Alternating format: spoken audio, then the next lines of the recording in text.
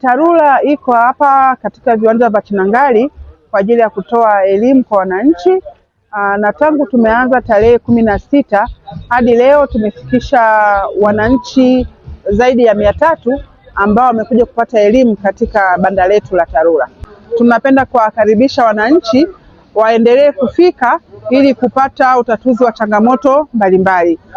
Mpaka sasa hivi kwa kweli kwa siku ya leo tunapokea wananchi wengi ambao wanataka kujua kukamilika kwa barabara zao au matengenezo ya barabara katika mitaa yao.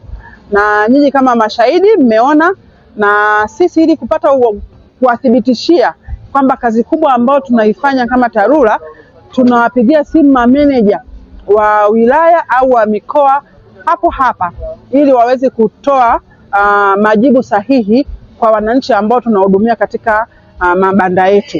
Kwa mfano hapa tumepokea sasa hivi mwananchi anayeishi King'ong'o kule Kimara, alikuwa anaulizia barabara yao ambayo inaanzia TRA mpaka King'ong'o kule Kimara mwisho, na tumeweza kumconnect na meneja wa wilaya.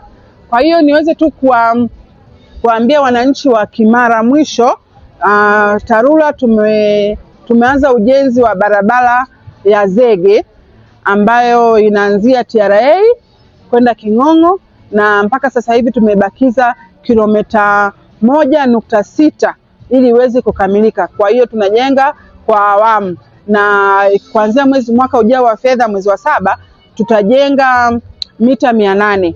Kwa hiyo hizo zinazobaki na zenyewe tutazikamilisha.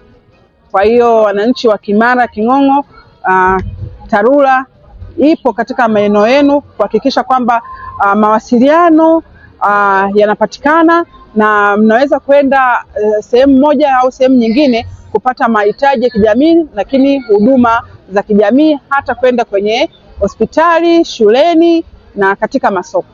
Meneja wa wilaya ya Ubungo amethibitisha hilo kwamba kilomita 1.6 ambazo zimebaki mwaka ujao wa fedha kuanzia mwezi wa 7 tutajenga mita 800.